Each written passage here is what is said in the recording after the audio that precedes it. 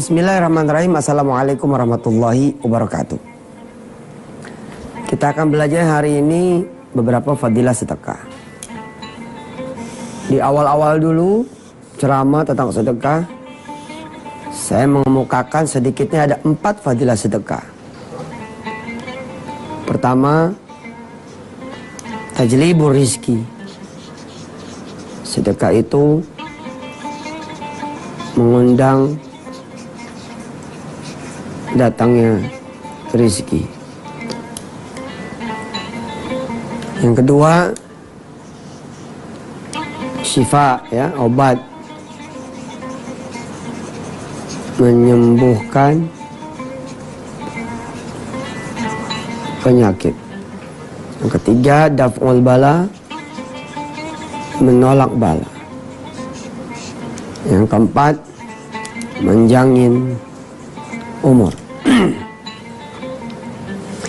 Bila kita bersedekah tidak muncul di nomor 1, nomor 2, nomor 3, nomor 4, bisa jadi ada pahala sedekah yang paling utama buat kita semua. Apa itu? Sedekah insya Allah mendatangkan ampunan, memadamkan api neraka, meredam murkanya Allah, menutup pintu neraka, membuka pintu surga.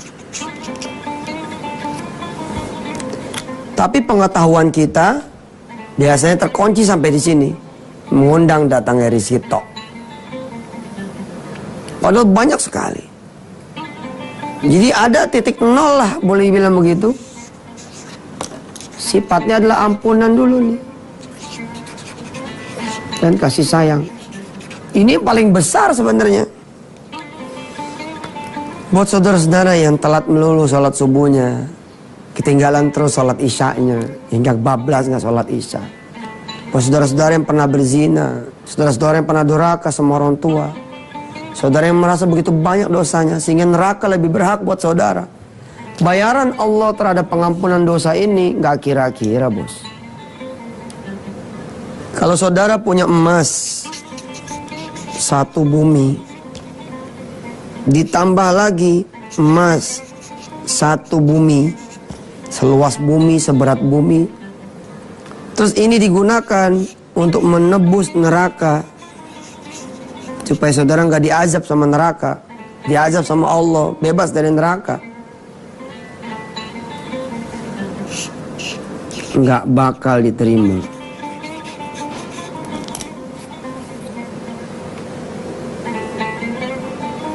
Ente punya emas sebanyak bumi, seluas bumi, segede bumi, seberat bumi, punya lagi emas yang sama, dipakai nih buat nebus neraka, nggak bakal mau Allah. Lalu datanglah saudara bersedekah. Bahkan kata Rasulullah, separuh gitu loh.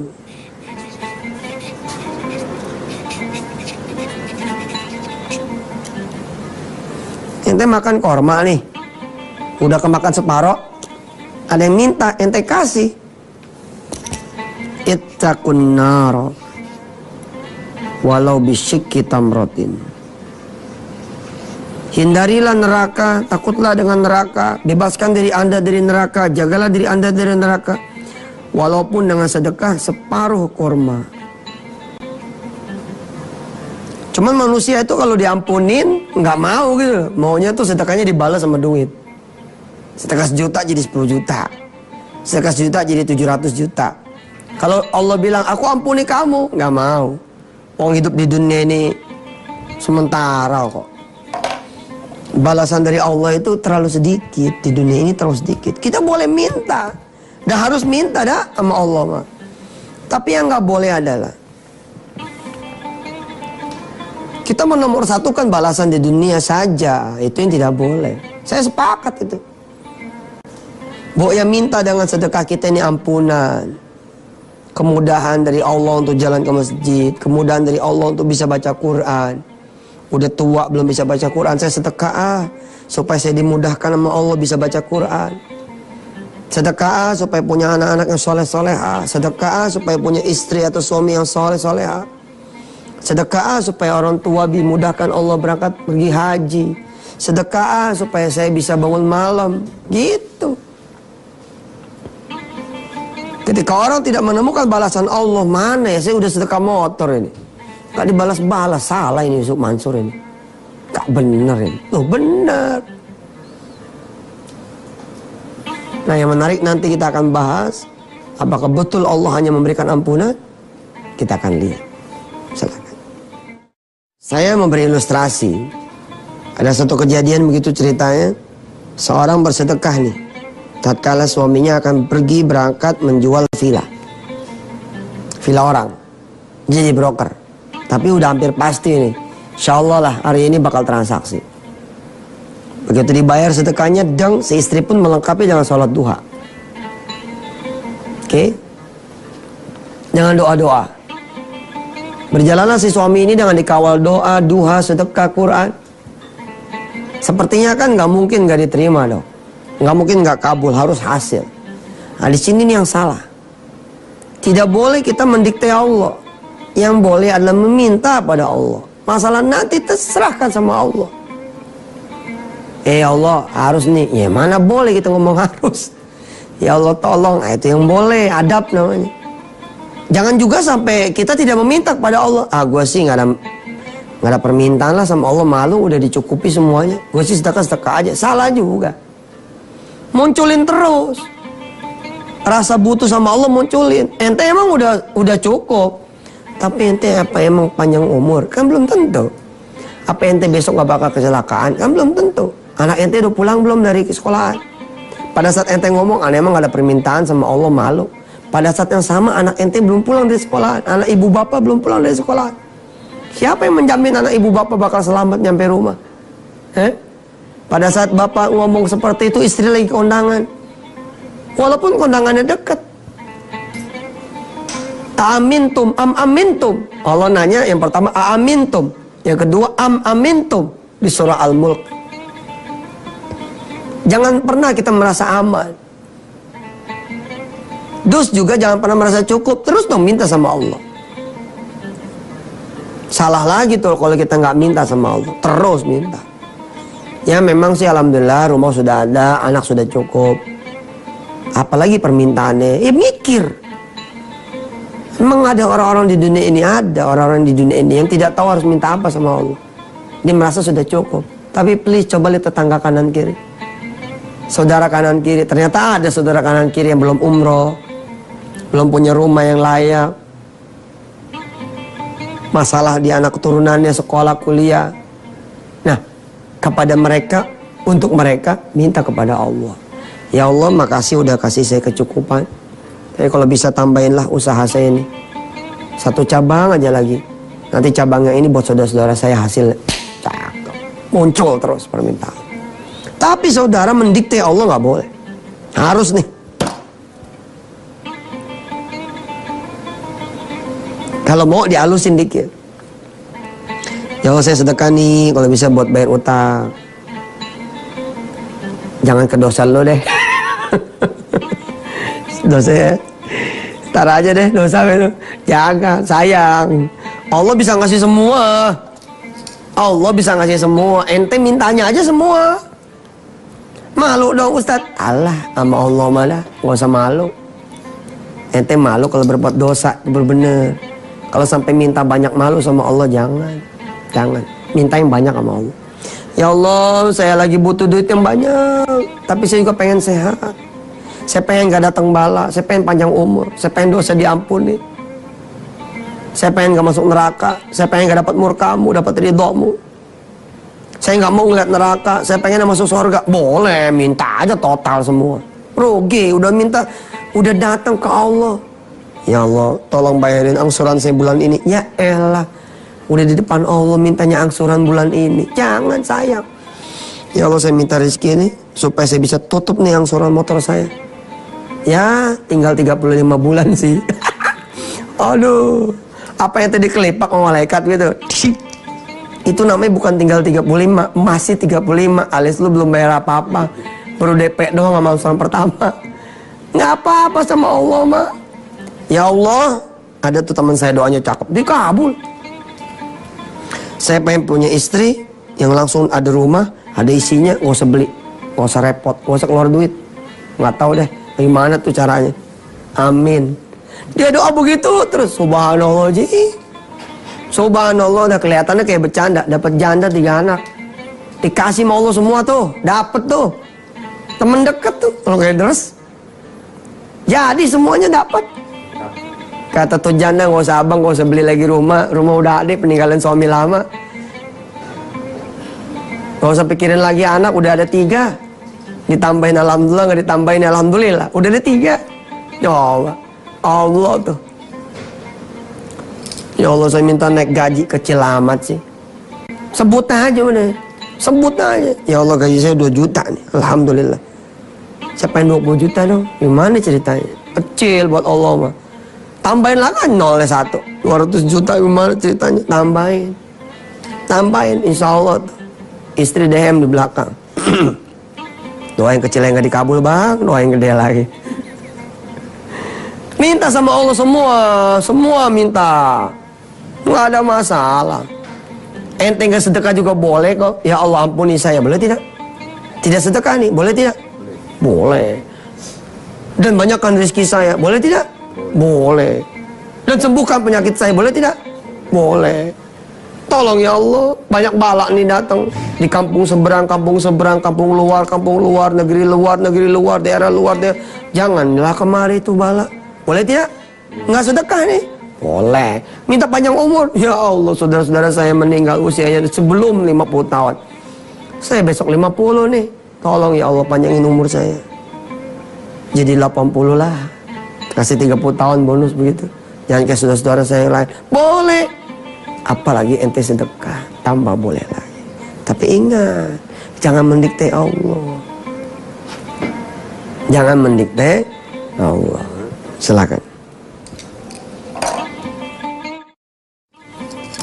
Jadi bila mana ada orang mengatakan saya sudah sedekah kok belum diganti sama Allah, barangkali dia belum melihat dan merasakan kebesaran Allah, kebenaran Allah, kekuasaan Allah di dalam janji sedekah di urusan dia yang lain. Tadi saya sampaikan ada cerita orang, dia berangkat pergi ke luar untuk eksekusi villa yang lagi dia caloi. Istrinya sedekah, dia berdoa, dia berdua salat duha, dia berdua baca Quran. Hasilnya apa? Nol. Bahkan banyak masalah di hari itu. Suaminya lah kena perampokan, ditodong orang tengah jalan. Melayang tuh isi dompetnya, melayang itu handphonenya. Kalau sedekah tidak dimengerti, balasan itu begitu luas dan banyak dari Allah, tentu orang malas sedekah. Kapok kapok, mundur. Bohong itu sedekah. Aneh ini korbannya. Udah sedekah mana? Laki aneh malah ditodong tengah jalan. Anak aneh malah celaka. Boro-boro duit aneh dipulangin, villa laku, dapat untung. Yang terjadi seperti itu. Ngomong kemana-mana, jangan nonton lagi wisata hati Antp, bohongin. Sob Mansur mah pengen sedekahnya doang dari orang. Tapi nggak apa-apa. Allah mah dirasanin tetap aja Allah bagi. Coba kalau ente orang kaya di kampung, kedengeran nih orang miskin yang ente bantu, terus ngomongin ente gara-gara nggak dikabul sekali doang, selama-lamanya ente dimusuhin. Allah mah nggak gitu. Apa-apa dia nggak tahu, tetap bagi pahala sedekah. Padahal kalau olah TKP, kita olah TKP nih. Hari itu ternyata suaminya belum tentu kembali. Emang bisa apa orang pergi dan kembali kalau nggak diizinkan oleh Allah? Al-Baqarah 255, ayat kursi 255. Nggak mungkin kalau nggak Allah izinin dia hidup lagi. Bisa balik nggak mungkin, dari mana judulnya? Terus ternyata di pagi hari ketika suaminya ini keluar, datang ibu mertua. Siapa yang meloloskan ibu mertua datang ke rumah? Hah? Emang nggak bisa celaka apa di tengah jalan? Ini nih harus dipahami, kembalinya suami, datangnya ibu mertua. Ini nih fadilah panjang umur, fadilah tolak bala. Udah dapat 2 itu. Mungkin kalau tidak ada sedekah dari si fulan tadi, ini nggak balik. Banyak orang gara-gara nggak permisi dibunuh. Gara-gara orang duit receh dibunuh. Gara-gara orang tersinggung dibunuh. Lah ini dia dicopet, dirampok, namanya berarti diduain, ditigain, tapi tetap pulang. Lah cuman dompet aja malah. Insya Allah masih bisa beli lagi. Cuman KTP masih bisa diurus lagi. Kartu-kartu masih bisa diurus lagi. Lah nyawa. Terus anaknya pulang, cuman lecet bos. Ada orang pulang tangannya buntung. Ada orang tangannya, kakinya patah. Lah ente cuman diringanin oleh Allah. Terus bagaimana dengan vilanya? Itu dia saya bilang. Allah tuh ngasih nggak cuma sekali. Tapi apa Rasulullah bersabda? Baliyasdad, baliyasdad, baliyasdad. 3 kali. Bertambah, bertambah, dan bertambah. Baliyasdad, baliyasdad, baliyasdad. 4 bulan berlangsung, udah lupa deh nih orang. Rukonya, vilanya udah nggak tahu deh tuh. Yang beli juga udah nggak nanya lagi, yang jual juga udah nggak nanya lagi. SMS masuk. Masih ada vilanya? Waduh, nggak tahu nih. 4 bulan nih. Coba tanya lagi deh, masih ada nggak? Temenannya maju lagi nih. Loh, emang nggak? Oh iya, oke, tutup. Tadi dia mau nanya, emangnya nggak jadi kemarin? Tutup. Telepon yang satu. Bu maaf, itu villa yang kemarin masih ada nggak ya? Masih pak, masih. Harganya bagaimana? Masih kayak yang sama. Gimana? Jadi nggak yang sekarang? Tahu deh, kita coba kontak lagi, janjian dulu, janjian. Dongdang, deal. Dapatlah tuh kemudian komisi 2,5% apa 5% gitu, ha? Kalau angkat tuh villa 2 miliar, lumayan. Dapat 100 juta. Atau 50 juta, lumayan bos. Oh lumayan, udah lupa tuh dia. Allah masih tetap ingat. Dia udah lupa, Allah masih tetap ingat. Dia udah marah-marah, Allah enggak. Dia ngerasanin Allah, dia enggak. Kita emang gak ada sabar. Allah maha sabar. Allah nunggu sampai kita taubat. Ditunggu terus. Bahkan nyawa udah tenggorokan pun ditunggu untuk istighfar. Ditunggu, ente ditunggu buat istighfar. Tapi giliran kita melakukan sesuatu ngarap balasan Allah, kita nggak ada sabarnya. Yang nggak boleh bukan ngarap balasan Allahnya, itu boleh. Tapi yang tidak boleh ente nggak sabar. Banyak buruk sangkanya. Jangan dong, kalau udah percaya, udah ngelakuin, sabarnya digedein.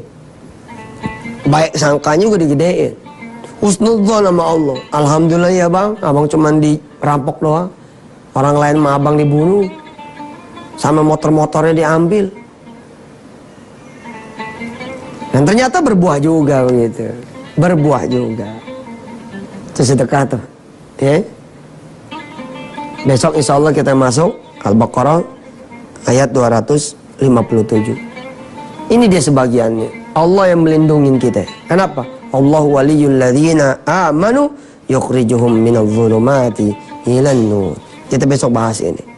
Betapa Allah kemudian sebelum nyampe ke 261, Allah hadiahkan dulu kepada kita ayat-ayatnya yang lain yang membuat kita menjadi yakin dan percaya bahwa yang memberi ini adalah Allah Subhanahu wa taala. Yang menjanjikanlah Allah Subhanahu wa taala yang punya alam ini dan segala isinya. Kalaupun Allah kasih adalah pengasih itu dari Dia. Kalaupun Allah tahan, yang Allah tahan pun rezeki Dia. Terserah Allah aja. Bismillahirrahmanirrahim. Rabb, bikin teman-teman pada bisa sedekah. Dan kalau sudah bersedekah, bikin teman-teman pada sabar, pada ikhlas, pada makin getol ibadahnya.